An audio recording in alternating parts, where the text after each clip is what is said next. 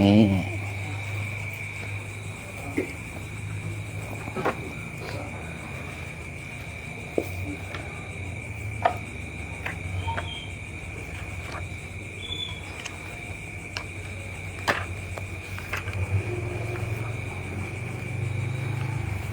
qala al-mu'allif rahimahullah la ilaha illallah Allahumma anfa'na bi ulumi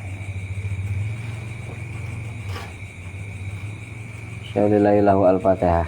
A'udzu billahi minasyaitonir rajim. Bismillahirrahmanirrahim. Iyyaka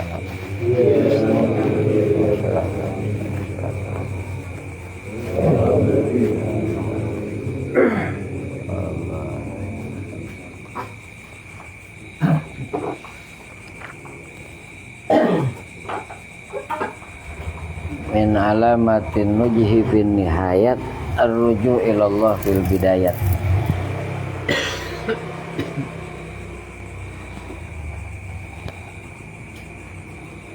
Kemarin itu diantara ciri tanda keberhasilan itu kalau dia memulai perjalanannya dengan minta pertolongan kepada Allah. Intinya mah, jadi bahasanya kalau orang nyerahin urusan kepada dirinya, kepinternya, akalnya, kemampuannya, Allah akan melepas dia, diserahin dia sama dirinya. Gitu, merasa apa? Bisa, merasa hebat. Gitu. Tapi kalau orang mulai langkahnya itu dengan Bismillah, kalau gampangnya kita mah minta tolong ke Allah, ngajak-ngajak Allah, itu alamat hasil. Maksud sukses hasil di sini teh bukan belum tentu sesuai keinginannya. Jadi tidak, keinginannya nggak kesampaian sekalipun hitungannya sukses karena nggak salah di awal. Di awalnya dia ngandelin Allah gitu. Apalagi kalau sampai berhasil mah udah kerasa syukurnya.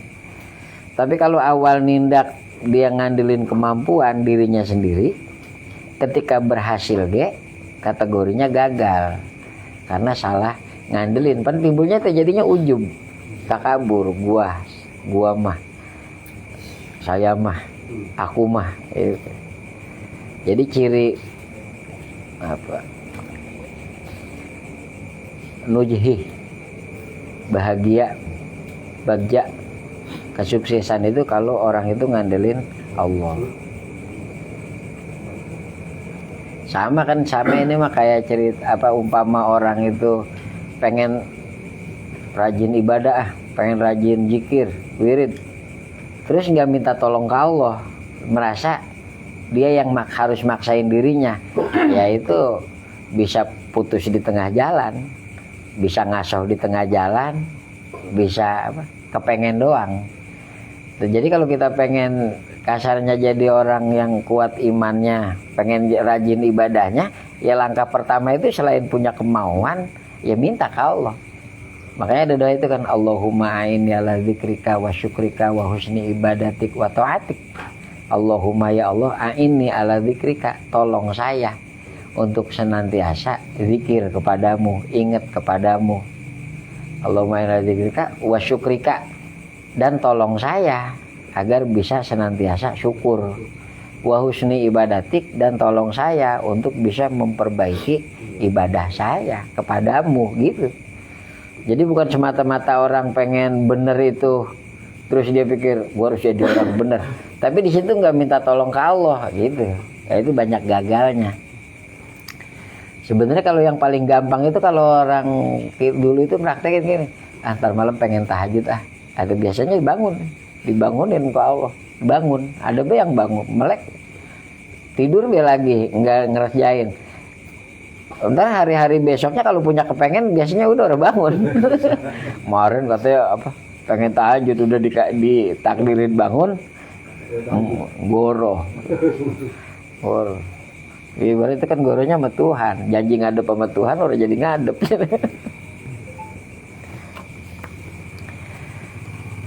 Sama ini mah orang hidup ya, orang usaha, orang kepengen apa-apa, itu syarat pertamanya itu kan tawakal. Kenapa orang itu tawakal? Orang itu mau tawakal karena dia sadar dirinya itu lemah. Kenapa orang lupa doa, lupa ngandelin Allah? Karena kita itu suka memandang diri kita mampu. Makanya kita mau jauh dari insya Allah sebenarnya, insya Allah. Cuman insya Allahnya kita kan sekarang udah banyak disalahgunakan. Lu orang kesono, orang kemarin janji. Gue ngomong insya Allah. Jadi insya Allah mah kalau halangannya di luar kepengen kita gitu, tiba-tiba sakit, ada urusan gak bisa ditinggal, itu baru berlaku insya Allah. Ini mau ada halangan, gue mau ngomong insya Allah ini.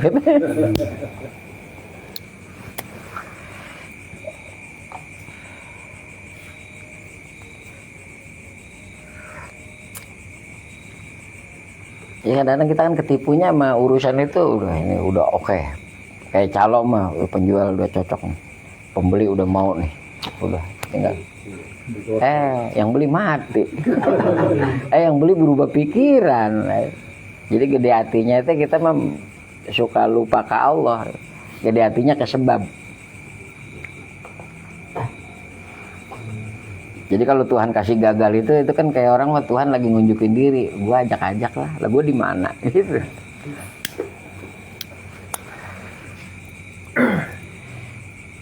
Ya larinya kembali ke rukun iman yang ke-6 juga sih, antu minabil qadari khairihi wa syarrihi minallah.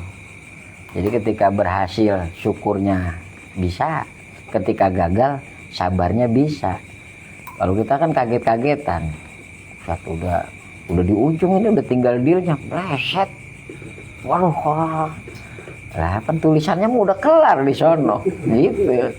Jadi kalau orang iman ke takdir itu penerimaannya itu lebih siap, lebih bisa. Segitunya iman sama takdir aja kita masih suka kaget-kagetan. Dulu waktu bolak-balik panggil kejaksaan kan sering saya cerita, tetap aja nggak nafsu makan. Di dalam hati ya Allah ini benar udah ada tulisannya, ini juga udah sebab akibat kesalahan kita, tetap aja gemper. Itu gimana orang yang inget ke iman ke takdir, yang iman kita tetap kaget-kagetan.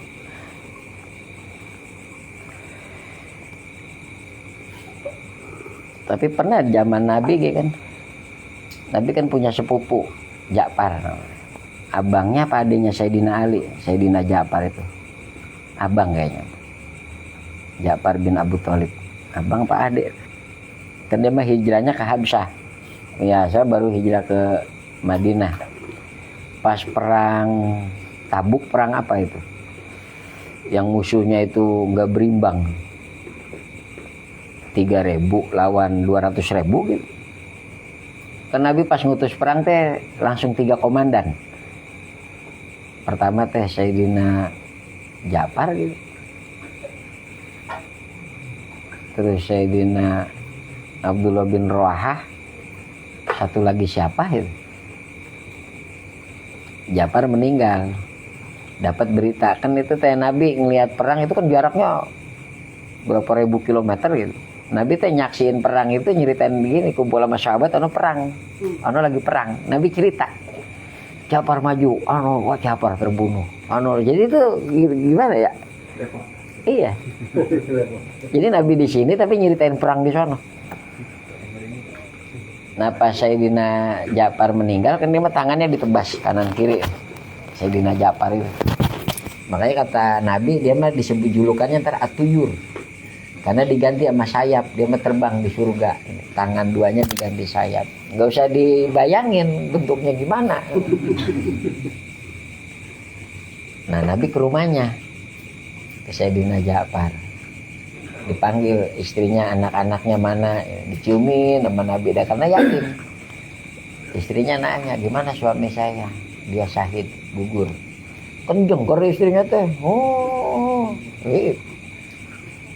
Zaman Nabi gak ada orang kalap mah pas meninggal. Itu masih ada Nabi. Terus Nabi pulang, beri sedih. Terus ada orang masuk ke rumah Nabi. Ketemu Nabi, ya Nabi perempuan masih pada ngejerit. Masih pada apa?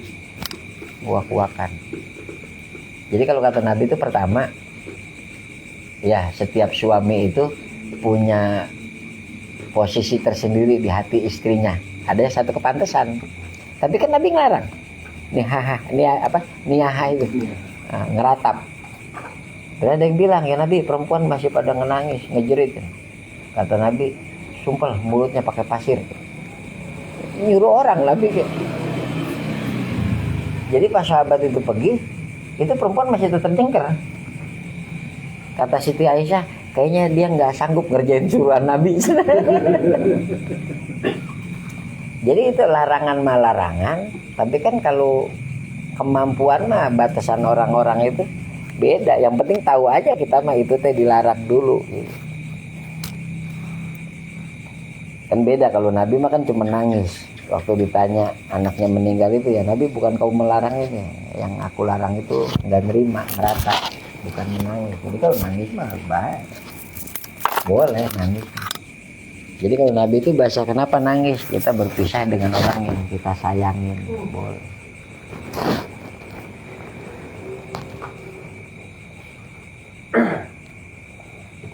Jadi min alamatin ujibin nihayat arruju ilallah fil bidayat. Intinya mah orang-orang sufi, dan kita ge sama disuruhnya mah sering-sering ingat kita lemah, Allah yang maha kuat. Tapi kan kita mah sering lupanya.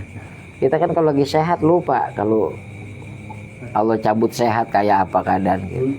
Kalau banyak duit lupa gimana kalau Allah sempitin. Itu kalau bahasa Sayyidina Umar tadi itanim khomsan qabla khomsin.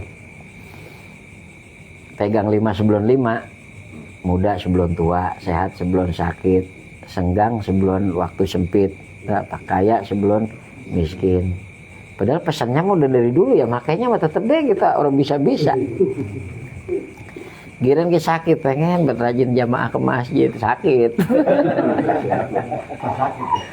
Iya, giran miskin maksud gua kalau banyak duit itu udah jangan pakai nyari sumbangan, itu mau gua dewek.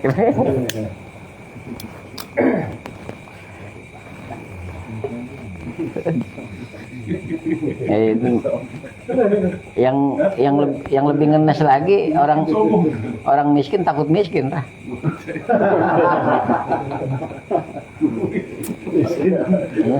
Miskin takut. Emang sekarang kaya? Enggak.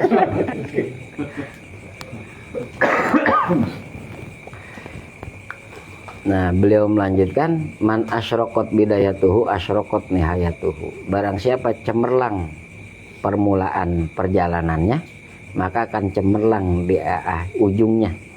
Jadi ini mah kaitannya salik, orang yang pengen menuju Allah.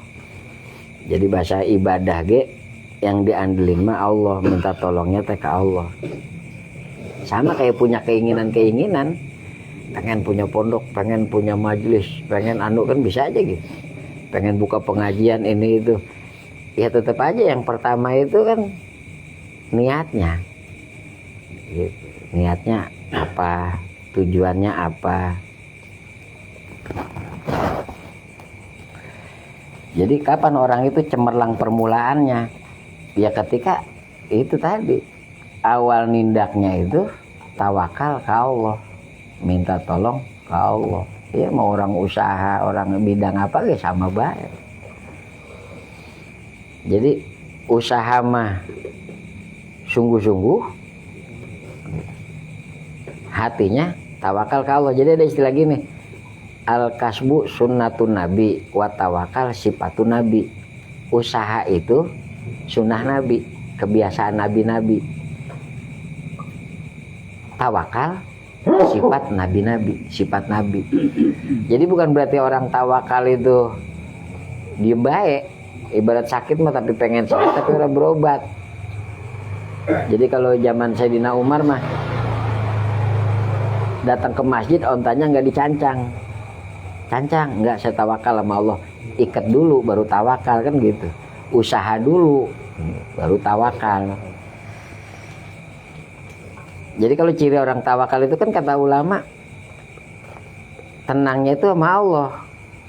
Jadi berat orang nganggur mah ketika kerja tenangnya karena Allah, ketika nganggur tenangnya karena ada Allah. Kalau kita kan kebalik, kalau lagi nganggur cilati, kalau lagi kerja tenangnya itu karena kerja. Jadi kita mahal apa jadi membuat kita lupa ke Allah, bukan membuat kita ingat ke Allah gitu.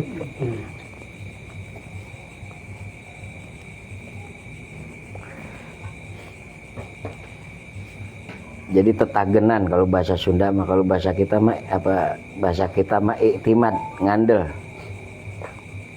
ngandelin Allah bari usaha. Dan umpamanya ada orang calonan, aku mah bismillah aja. Duitnya ada enggak? Nyari masa. Bismillah. Iya. Kalau menang kan yang semuanya pakai bismillah. Asa yuk, tetap harus ada usahanya.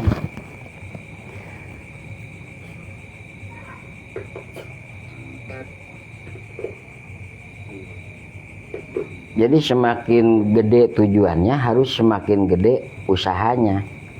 Jadi kalau bahasa orang usaha mah, usaha yang risikonya kecil biasanya untungnya kecil. Gitu. Yang modalnya kecil biasanya untungnya kecil. Risikonya kecil, untungnya kecil. Lah kalau risikonya gede, ya untungnya gede.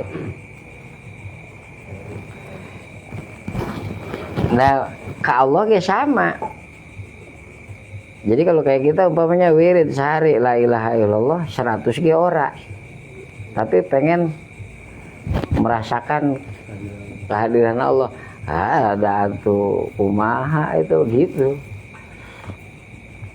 Jadi bahasa orang zikir sehari jatah zikirnya sejam. Sok be 10 tahun, mudah-mudahan dia 10 tahun derajatnya diangkat.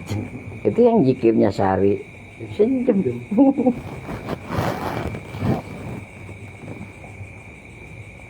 Makanya ulama-ulama dulu mah kan rajin mujahadanya, wiridnya kuat dan niatnya tuh, tapi kan bukan jadi wali dia mah. Ya wiridnya niatnya kan pahala, ridho Allah. Kita mah kan banyak bohongnya, tapi pengen masuk surga, ibadah awang, sedekah awang, tapi pengen masuk surga goroh mulu gitu.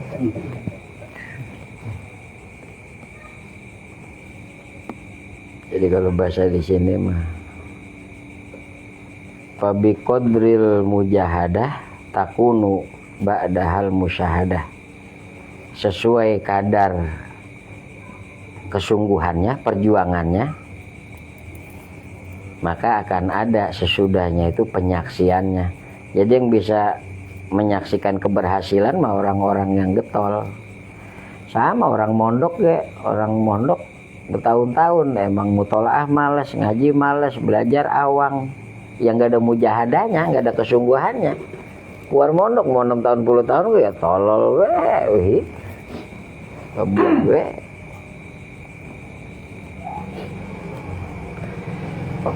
Walladzina jahadu fina lanahdiyahum subulana wa innallaha lama'al muhsinin. Dan sesungguhnya orang-orang yang bersungguh-sungguh menuju kami, niscaya akan kami beri mereka hidayah, petunjuk jalan menuju kami.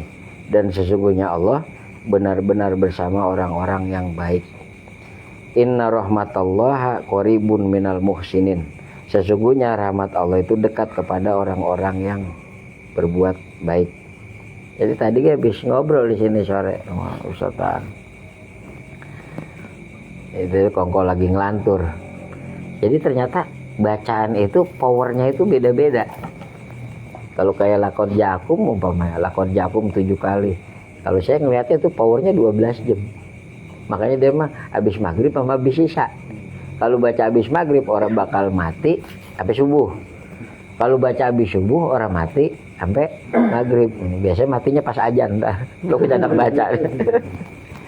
Ada lagi kan bacaan itu yang baca tiap habis Jumat 70 kali, maka tidak akan miskin sampai ketemu Jumat, bakal ketemu rezeki. Itu kan ada tuh bacaan itu, Allahumma agnini bihalalika an haramika wa fadlika aman siwak 70 kali itu habis sholat Jumat. Dulu lagi nganggur mah bujangan, karena memang nganggur baik dulu. Ya andalannya itu. Jumat kalau belum baca itu belum enak.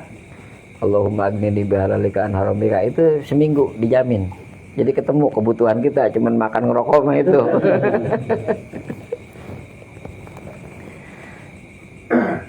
Jadi itu mah bisa diuji. Bisa diujinya kayak gini. Umpamanya pagi-pagi kita, kalau yang bisa baca Yasin, baca Yasin. Pagi itu sampai sore beda. Habis subuh baca Yasin, habis maghrib baca Yasin, malam itu beda. Hari ini baca sholawat 1000, nama nggak baca sholawat, atau baca 100, sama yang nggak baca sholawat, hari itu beda. Karena semuanya itu timbal balik. Saya dulu pernah, tadi kayak cerita, dulu pernah orang punya duit, daripada orang punya duit bekerja, mau ada kerjaan, baca Quran sehari sejus, baca Quran sejus, dapat 4-5 hari baru ngoh, tiap hari dapat duit baik. Wah, cakep juga deh. Jadi artinya apa ya? Allah itu apa yang kita dapat sesuai apa yang kita perbuat gitu. Walaupun upah mah kan kalau orang-orang sufi mah nggak harus dohir, bisa berbentuknya batin. Batin itu apa? Keyakinannya nambah, apa hatinya tenang. Masalah sama, si A mah panik, si B mah tenang. Bisa jadi itu efek pemberian dari Allah. Cuman Allah memberi itu kan sifatnya itu timbal balik. Kan ada bahasa gini, apa yang kamu terima sesuai dengan apa yang kamu beri. Itu kan berlaku hukum itu. Sering saya ngetes begitu tuh. Jadi walaupun niatnya bukan timbal balik nih ya. Pengen beliin rokok si Anu. Bentar ya, dapat 3 bungkus ini. 2 bungkus. Besok pengen tahu dapat dari mana. Jadi ada gini. Dulu di pondok itu pernah diajarin gini, karena yang makai dulu kiai. Akang itu orang punya duit, anak sakit. Jangankan buat berobat, buat ongkos dia rada. Itu kita lagi mondok. Terus ada amalan. Amalannya gini. Maghrib asar, maghrib, isya di masjid, jangan keluar. Ngakalinnya gimana? Asarnya mepet maghrib. Jadi 5:30 baru ke masjid. Terus sholat asar, sholat maghrib, sampai nungguin isya. Wah. Itu dulu guru cerita, dapat duit dari mana ini ya? Pas menutup pintu, gerimis, makin kecil hati. Ada orang pas menutup pintu tuh jendela lagi lari-larian megangin tas gitu tuh, orang gerimis. Ngetok pintu, assalamualaikum, baru ditutup bisa lagi. Pamit cenah. Alhamdulillah dapat kerjaan di Bandung, minta doanya. Sok biar selamat katanya, buru-buru nggak duduk lagi. Iya, ngasih di amplop. Wah, nah itu langsung kasih istrinya. Besok baca berobat. Saya pernah di Bekasi ya, masih bujangan, orang punya duit. Zaman itu rokok mil masih 2.000 apa 2.500 itu mil. Orang punya duit. Nah, dari masjid ke masjid dari asar. Sama asarnya dekat ke maghrib. Ya. Masuk maghrib. Pas sholat isya ketemu temen. Lalu di sini. Saya lagi ngadem. Lagi udah punya duit. Dibagi duit 20.000. Beli rokok. Iya. Nah kalau sekarang berapa duit itu? Rokok mil 2.000. Lumayan. Minta kagak apa makasih. Pulang punya rokok kita. Berapa kali kita goji gitu teh, gak punya duit pisan. Udah jadi ustad waktu itu teh di sini. Udah nyoba-nyoba jadi ustad, orang punya duit pisan. Datang ke masjid. Asar, maghrib, isya pulang. Itu ibu orang kagak tahu kita lagi tirakat. Rin, udah makan belum? Udah. Ini nih, udah goreng ini. Ntar, lu ngapa? Lah orang, buset, jangan sampai keluar ini bisa udah dapet duit. Kelar Isya, udah pulang lah. Pengen tahu dari mana didatangkan duit. Itu nutup pintu, ada bocah naik motor kencang banget. Itu muter. Mana? Masjid mau kemana? Mau pulang? Mau buru-buru. Cepet deh. Wah, tahunnya kali beda ya. Pulang punya duit. Itu disebut sampai kata Ustaz tadi saya bikin kitab tajribat ya. Jadi mujarobat itu artinya itu perkara yang pernah diuji. Makanya ada obat disebut obat mujarab. Artinya obat ini udah pernah dipakai dan teruji gitu. Kayak orang sakit A, ini obatnya ini mujarab. Artinya dulu ada orang sakit A pakai obat ini sembuh, makanya disebutnya mujarab. Baik kitab mujarobat itu sebenarnya isinya itu amal-amalan yang udah teruji, udah terbukti. Arti mujarobat bahasa Arab, jaroba itu. Nah kalau ngamalin disebutnya tajribat, punya amalan. Pernah dengar nih baca ini kalau pas kita ngamal, mau tajribat, buktiin, gitu. Tapi kalau meleset ntar jangan marah. Kan sama kayak Nabi Ibrahim. Ya Allah, bagaimana kau cara ngidupin yang udah mati? Emang apalam tu'min? Emang lu gak beriman, gak percaya? Percaya. Lihat ma'inna qalbi, tapi buat nenangin hati saya aja. Sok ambil burung, jana. Potong 4, lemparin ke 4 gunung. Saksiin, nyatu. Ya udah, bukan gak percaya, cuman apa? Kalau udah buktiin itu, nambah-nambah keyakinan. Sama ibadah-ibadah pernah ada bocah ngomong guru,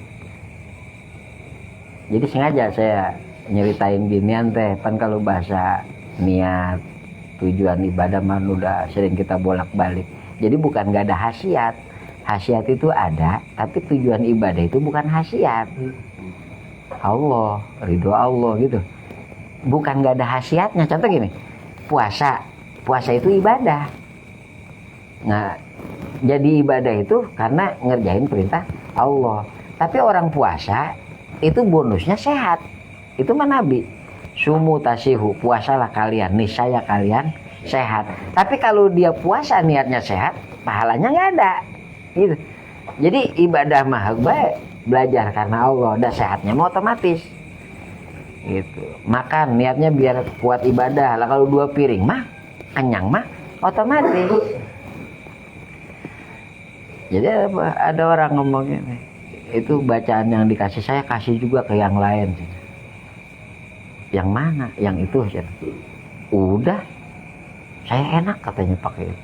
Udah yang lain, lalu memang rezekinya mau bagus, makanya ditakdirin dikasih rezeki sanggup ngamalin. Yang lain memang rezekinya mau rungsep, ngamalin kuat orang pada bisa. Jadi kalau orang itu makan, kita tahu dia ditakdirin kenyang.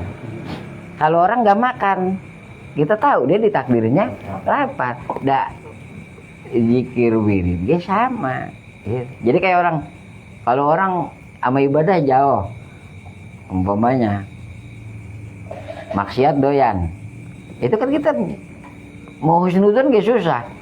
Ya walaupun dia tetap aja mungkin masuk surga, tapi kayaknya peluang gedenya neraka. Orang getol ibadah, kayaknya mah dia mah iya matinya ge dikuburnya gampang, di kuburannya ge enak. Padahal kita mah cuma lihat indikasi kan. Gitu.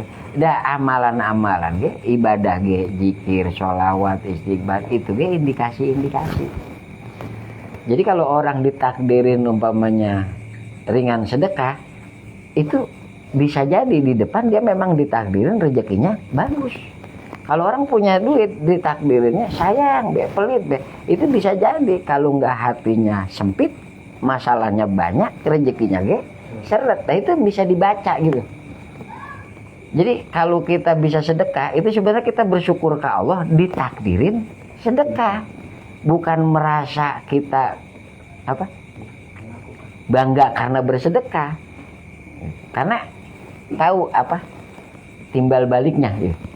Efeknya kan kalau bahasa Quran mah kalau kamu berbuat baik hakikatnya sebenarnya kamu berbuat baik untuk dirimu sendiri. Itu yang sering kita lupa. Makanya kita mah nolong orang rada awang, bantu orang rada awang karena kita pikir kalau nolong orang itu yang untung dia, padahal hakikatnya untungnya ke kita. Jahat ke orang ya sama, zalim ke orang, jahat ke orang. Hakikatnya sebenarnya kamu jahat sama diri kamu sendiri, karena itu pasti berbalik. Makanya hukum yang nggak bisa dilawan itu kan hukum karma. Yang di sama cuman nggak ada istilah hukum karma. Gitu. Jadi kalau bahasa kita mah yang kamu petik, yang kamu tanam. Mau metik apa kalau nggak ada yang ditanam?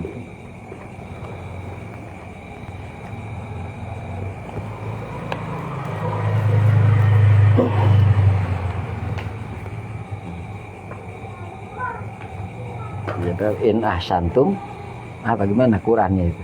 Hafalan saya kurang bagus.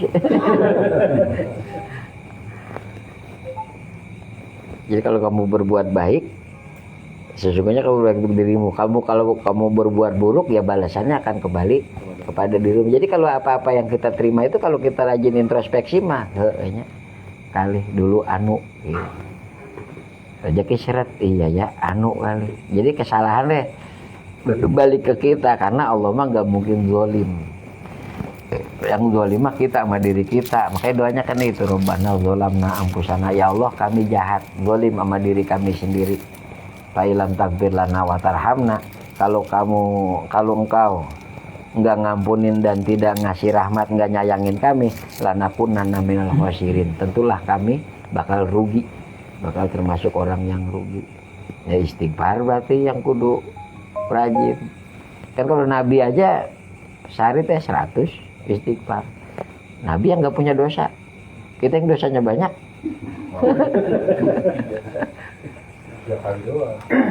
Karena istighfar itu beda sama tobat. Istighfar makan minta ampun, kalau tobat makan harus disebut satu-satu, sebut. Jangan banyak orang, jangan di masjid berdua-dua itu mama Allah, tangan nggak ada orang. Ya Allah, ampunin dosa saya dulu pernah ninggalin sholat apalagi sebut aja, ya Allah ampunin. Nah itu tobat namanya. Nah syarat tobat itu kan iktiraf, ngaku kesalahan, minta diampunin.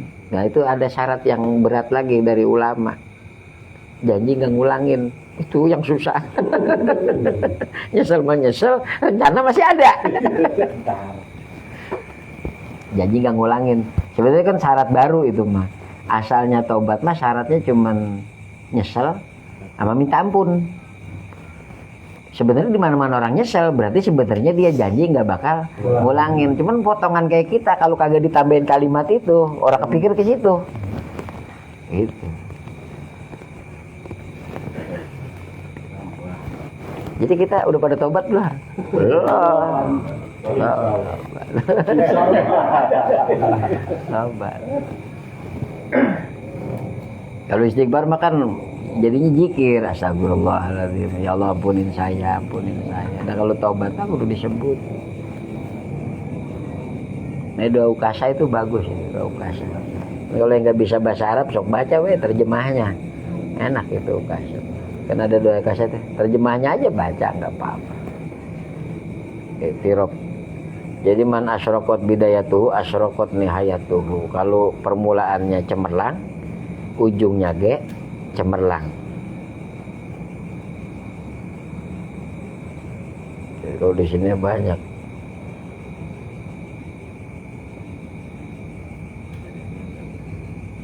Jadi kalau di sini bahasanya, apabila kamu punya kepengenan atau kamu ingin keberhasilan atau ingin terlaksana apa yang kamu inginkan dan kamu ingin ujungnya itu bagus, husnul khotimah, itu efeknya terpuji, maka kembalilah kepada Allah di awal minta dan lepaskanlah daya dan upayamu, merasa mampu, merasa bisa, dan ucapkanlah seperti yang diucapkan Nabi, iyakun min indillah yumdi. Apabila apa-apa yang dari sisi Allah pasti terlaksana.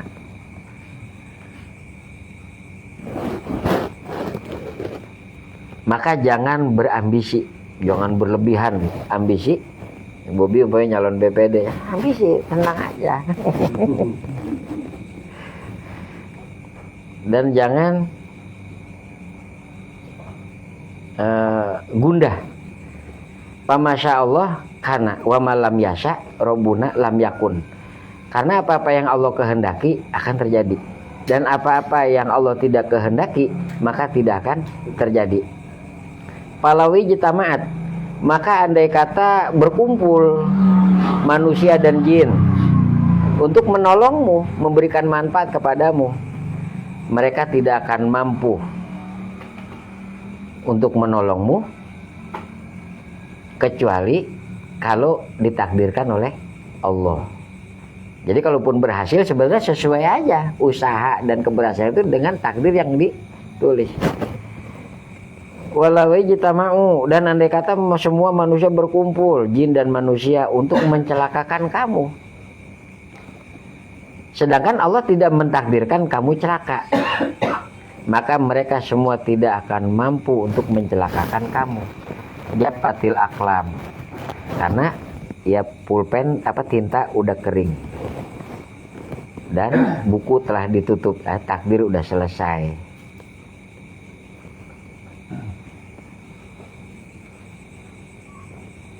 Pamakola, faida tolab tasyai'an, kalau kamu menginginkan sesuatu dan kamu bersandar kepada Allah, ngandal kepada Allah, dan menyerahkan urusanmu kepada Allah, dan menunggu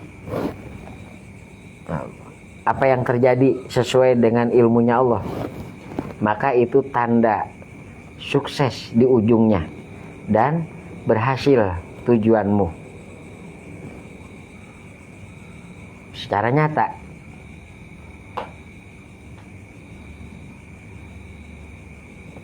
Atau tidak terpenuhi sekalipun, karena sesungguhnya keinginanmu kalau terpenuhi itu sesuai dengan keinginan Allah.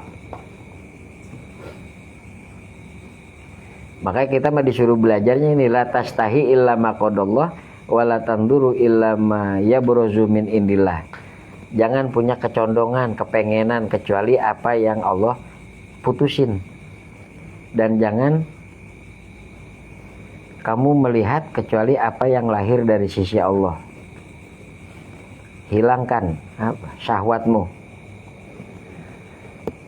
Apabila kamu menginginkan sesuatu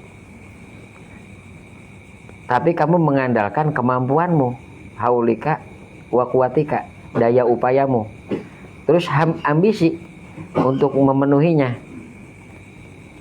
sungguh-sungguh dalam mencarinya, karena dzalika alamat ala adami kodoiha, maka itu tanda alamat tidak akan terpenuhinya keinginanmu dan akan sia-sia harapanmu.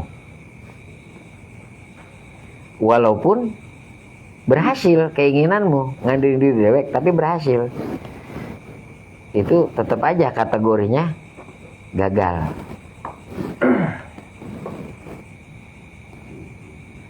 Wahada kulu mujarabun sohih.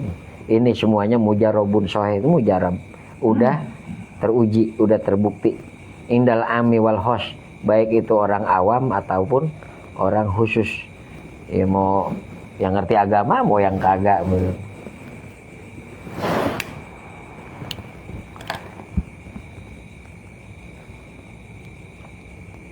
Ya karena intinya hidup kan ya menungguin mati amal ya, cuman kita banyak disibukin ya sama perkara-perkara yang apa ya, akibat keinginan ambisi-ambisi yang orang ini yang belum tentu tujuannya Allah gitu. Wallahu alam bishawab. Ma'arif alaihi wasyabal qudurat. Alhamdulillahirabbil alamin hamdan yu'afi ni'amahu wa kafi mazidah. Rabbana walakal hamdu kama yanbaghi li wajhikal karim azimi sultanik. Allahumma shalli wa sallim ala sayyidina Muhammadin abdika wa rasulika nabiyil ummi wa ala alihi wa sahbihi ajmain. Rabbana zalamna anfusana wa illam taghfir lana wa tarhamna lanakunanna minal khasirin. Allahumma inna nas'aluka ridhaka wal janna wa na'udzubika min sakhatika wan nar. Allahumma arinal haqqa warzuqna ittiba'ahu wa arinal batila batila warzuqna ijtinaba. Radina billahi rabba wa bil islami dina wa bi Muhammadin nabiyya wa rasulah wa bil Qur'ani imam wa bil Ka'bati qiblata wa bi jami'il muslimin wal muslimati ikhwana bara'na min kulli dinin wa khalifu dinal Islam. Allahumma inna nas'aluka ilman nafi'an wa rizqan wasi'an halalan thayyiban amalan mutaqabbalan wa shifaan min kulli da'. Allahumma inna nas'aluka tamamal afiyah lana wa li walidina. Rabbana atina fid dunya hasanah wa fil akhirati hasanah wa qina adzabannar. Wa sallallahu ala sayyidina wa maulana Muhammad wa ala alihi washabihi wasallam ajmain. Subhana rabbika rabbil izzati amma yasifun wa salamun alal mursalin walhamdulillahi rabbil alamin.